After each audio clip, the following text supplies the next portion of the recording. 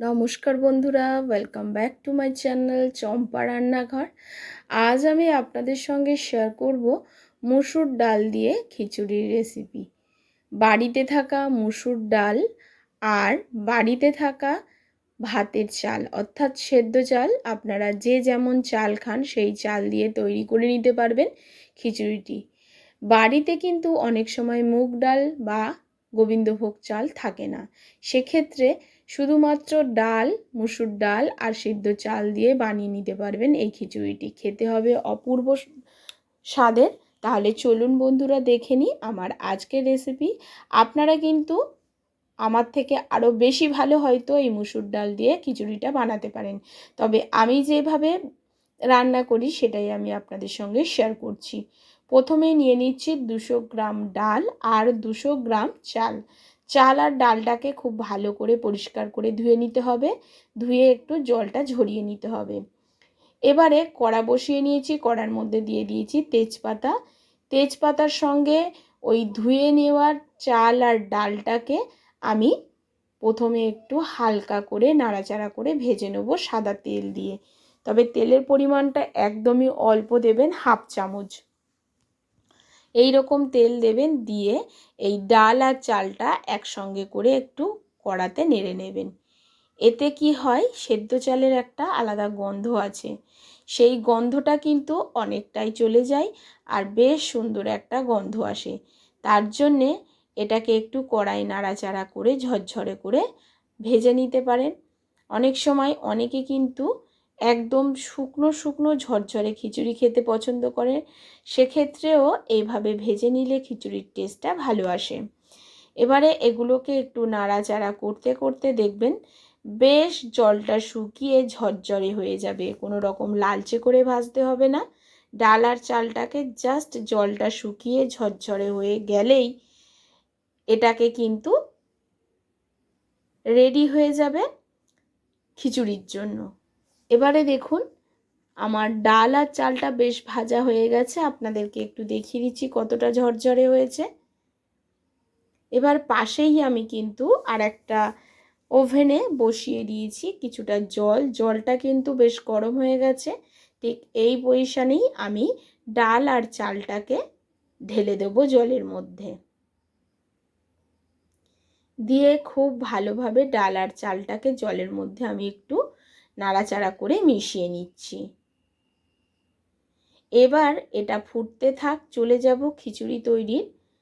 আরও খিচুড়ি বানানোর জন্য যে সমস্ত মশলা বা সবজি ব্যবহার করব সেটা আগে মশলাটা বানিয়ে নিই। এখানে খিচুড়িটা ততক্ষণ কিন্তু ডাল আর চালটা ফুটতে থাক। এখন একটা কড়া বসিয়ে নিয়েছি আর কড়ার মধ্যে দিয়ে দিয়েছি সর্ষের তেল। রান্নাটা করব সর্ষের তেলে। তেলের মধ্যে দিয়ে দিয়েছি গোটা জিরে ফোড়ন, একটা শুকনো লঙ্কা আর দিয়ে দিচ্ছি 5 ফোড়ন। এখানে অবশ্যই 5 ফোড়ন আর গোটা জিরে ফোড়নটা দেবেন, আর শুকনো লঙ্কা অবশ্যই ফোড়নে ব্যবহার করবেন। এবারে দিয়ে দিচ্ছি বেশ কিছু রসুন কুচি। আপনাদের যদি রসুনটা দিতে অপছন্দ হয় স্কিপ করবেন, তবে আমি বলবো বন্ধুরা এইভাবে একবার রসুন পেঁয়াজ দিয়ে খেয়ে দেখবেন। এবারে রসুনটা হালকা করে ভাজা হলে দিয়ে দিচ্ছি কিছুটা পেঁয়াজ কুচি। আমার আগেও নিরামিষভাবে গোবিন্দভোগ চাল আর ডাল দিয়ে খিচুড়ির রেসিপি দেওয়া আছে ডেসক্রিপশন বক্সে, আমি লিঙ্কটা শেয়ার করে দেবো, দেখে নেবেন যারা নিরামিষ খেতে পছন্দ করেন। এবারে পেঁয়াজ আর রসুনটাকে খুব ভালো করে একটু ভেজে নিচ্ছি হালকা লালচে করে।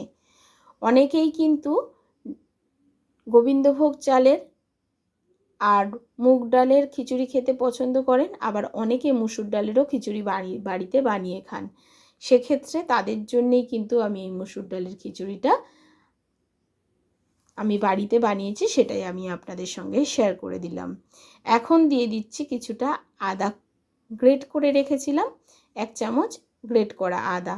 আদা পেঁয়াজ আর রসুনটাকে ভালো করে একটু ভেজে নেব। যখন ঠিক এই পর্যায়ে চলে আসবে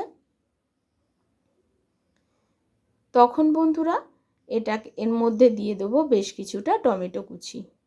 আগে থেকে টমেটোটা কুচিয়ে রেখেছিলাম, সেই টমেটো কুচিগুলো দিয়ে দিচ্ছি। টমেটোটা পেঁয়াজ আদা রসুনের সঙ্গে হালকা করে নাড়াচাড়া করে আবারও একটু ভেজে নিচ্ছি।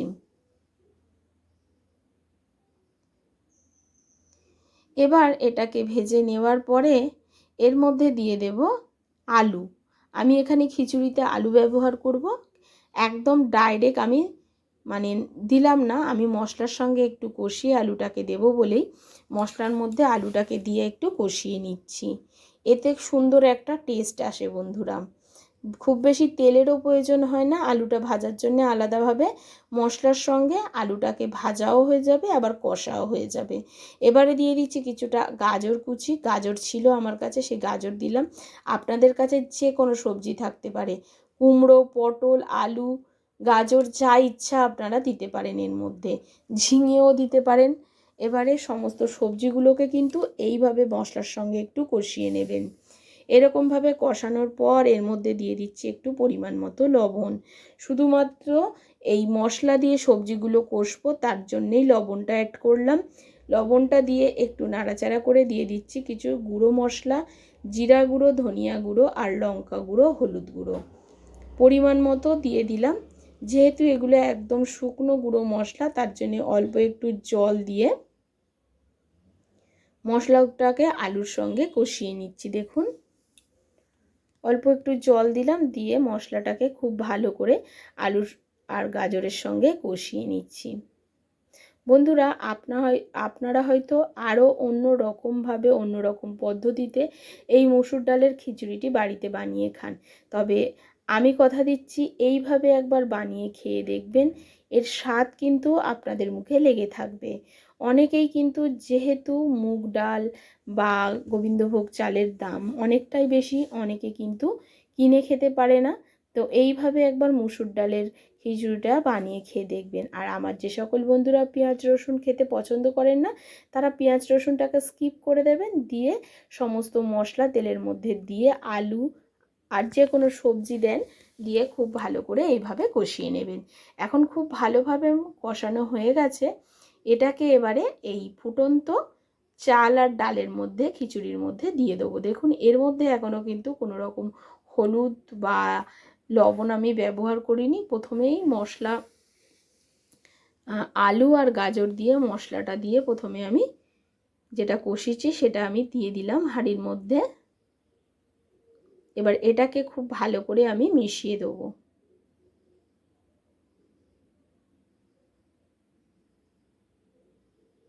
দেখুন, এর থেকে বেশি মশলা কিন্তু খিচুড়িতে আর কিছু প্রয়োজন হবে না। দিয়ে দিলাম পরিমাণ মতো লবণ। এবারে 4 থেকে 5 মিনিট হাই ফ্লেমে খিচুড়িটাকে ফুটতে দিতে হবে। দেখুন, ডাল কিন্তু একেবারে গলে গেছে আর চালও বেশ সিদ্ধ হয়ে গেছে। একটু জল আছে, সেটাকে খুব ভালো করে ফুটিয়ে নেব। দিয়ে দিচ্ছি কাঁচা লঙ্কা 4-5টা, দিয়ে দিচ্ছি একটু চিনি। চিনিটা দিলে এই খিচুড়ির স্বাদটা ভালো আসবে, তার জন্য একটু দিয়ে দিয়েছি চিনি। চিনিটা দিয়ে খুব ভালো করে মিশিয়ে দিচ্ছি। দেওয়ার পরে দিয়ে দেবো গরম মশলার গুঁড়ো। গরম মশলার গুঁড়োটাকে খুব ভালো করে খিচুড়ির সঙ্গে মিশিয়ে দেবো। দেওয়ার পরে এর মধ্যে দিয়ে দেবো 1 চামচ ঘি। এখন কিন্তু আমাদের খিচুড়িটা একেবারে রেডি হয়ে এসছে। আর দেখুন কতটা ঘন হয়ে গেছে বন্ধুরা, আপনারা বুঝতেই পারছেন।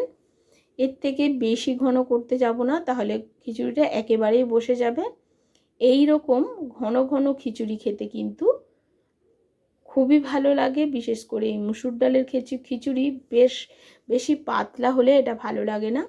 এখন এটা কিন্তু ঠান্ডা হলে আরও বসে যাবে। আমাদের খিচুড়ি রান্নাটা একেবারে কমপ্লিট হয়ে গেছে। দেখুন বন্ধুরা কেমন হয়েছে।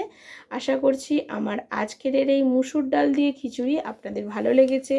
যদি ভালো লাগে অবশ্যই একটা লাইক করবেন, শেয়ার করবেন আর কমেন্ট করে জানাতে ভুলবেন না আপনারা কোথা থেকে দেখছেন বন্ধুরা। আর এই মুসুর ডালের খিচুড়ি আমি কথা দিচ্ছি, একবার অন্তত বাড়িতে বানিয়ে এইভাবে খান, দেখবেন এর স্বাদ কিন্তু সারা জীবন মুখে লেগে থাকবে। নমস্কার বন্ধুরা, সুস্থ